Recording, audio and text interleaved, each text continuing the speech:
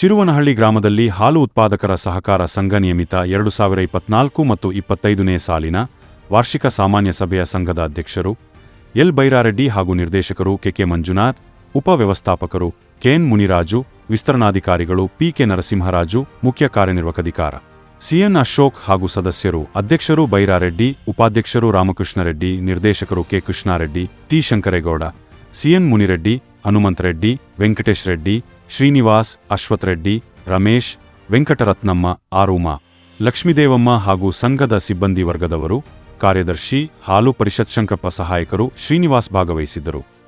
ಕಾರ್ಯಕ್ರಮದಲ್ಲಿ ನಿರ್ದೇಶಕರು, ಅಧಿಕಾರಿಗಳು, ವಿಸ್ತರಣಾಧಿಕಾರಿಗಳು ಡೈಲಿ ಅಭಿವೃದ್ಧಿ ಬಗ್ಗೆ ಸಲಹೆಗಳು ವ್ಯಕ್ತಪಡಿಸಿದರು. ನಮ್ಮ ಊರಿಗೆ ಡೈರಿ ತುಂಬಾ ಅವಶ್ಯಕತೆ ಇದೆ. ಯಾಕಂದ್ರೆ ಬದುಕಬೇಕಾದ್ರೆ ನಾವು ರೈತರ ವ್ಯವಸಾಯದಲ್ಲಿ ಎಲ್ಲರನ್ನೂ ಚೆನ್ನಾಗಿ ಆಗ್ತಾ ಇಲ್ಲ. ಯಾಕೆ ಕಣ್ಮುಂದೆ ನೋಡ್ತಾ ಇದ್ವಿ. ರೈತರ ಕಷ್ಟ ಎಷ್ಟು ಅಂತ ನಾವು ಹೇಳ್ಕೊಳಕ್ಕಾಗಲ್ಲ. 10-15 ಲಕ್ಷ ಬಂಡವಾಳ ಹಾಕ್ತಿವಿ, ತಿರ್ಗಾ ಟಮಾಟೋ ರೇಟ್ ಬರೋದಿಲ್ಲ, ಕ್ಯಾಪ್ಸಿಕಮ್ ರೇಟ್ ಬರೋದಿಲ್ಲ, ಅಟ್ಲೀಸ್ಟ್ ನಮ್ಮ ಬಂಡವಾಳ ಹಾಕಿರೋ ದುಡ್ಡು ಕೂಡ ರಿಟರ್ನ್ ಬರೋದಿಲ್ಲ.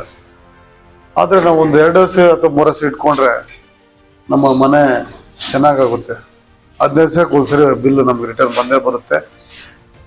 ಅದೇ ರೀತಿ ನಮಗೆ ಏನು 3-2 ವರ್ಷ ಇಟ್ಕೊಳ್ತೀವೋ ಅದು ಹಾಕ್ದಂಥ ಸಗಣಿಯನ್ನು ಒಂದು ಕಡೆ ಹಾಕ್ಕೊಂಡ್ರೆ ನಮಗೆ ತಿಪ್ಪೆ ಗೊಬ್ಬರ ಹಾಕಿದ್ರೆ ಅದು ಎತ್ಕೊಂಡೋಗಿ ನಾವು ಹೊಲಗಳಿಗೆ ಹಾಕ್ಕೊಂಡಾಗ ನಾವು ಯಾವ ರಾಸಾಯನಿಕ ಗೊಬ್ಬರ ಮೇಲೆ ಅವಲಂಬನೆ ಆಗಿದ್ವಿ ಹೆಚ್ಚಾಗಿ ಅದು 50% ಕಡಿಮೆ ಆಗ್ತದೆ.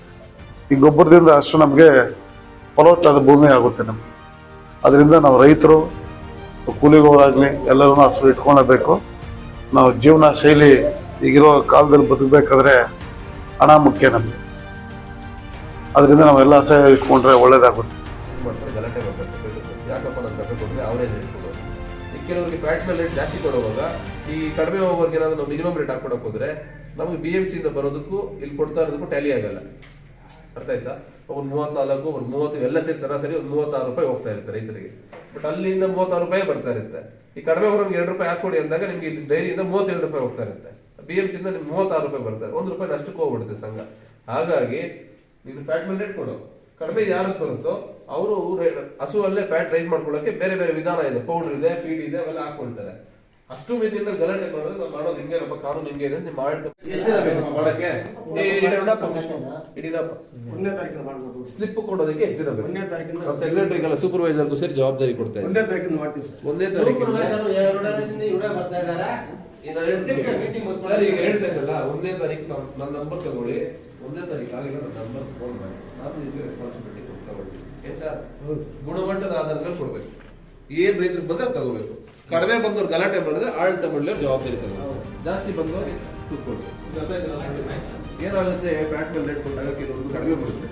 ಸ್ವಲ್ಪ ಒಂದು ಮುಚ್ಚಳ ಆಗ್ತದೆ. ಚಿಕ್ಕ ಮಗು ನಾವು ಹಾಕಲ್ವಾ, ಒಂದೊಂದು ಮುಚ್ಚಳನೆ ಥರ ಹಾಕ್ಕೊಂಡು ಅದನ್ನ ಅಭ್ಯಾಸ ಮಾಡಿಕೊಂಡ್ರೆ ಒಳ್ಳೇದಾಗುತ್ತೆ.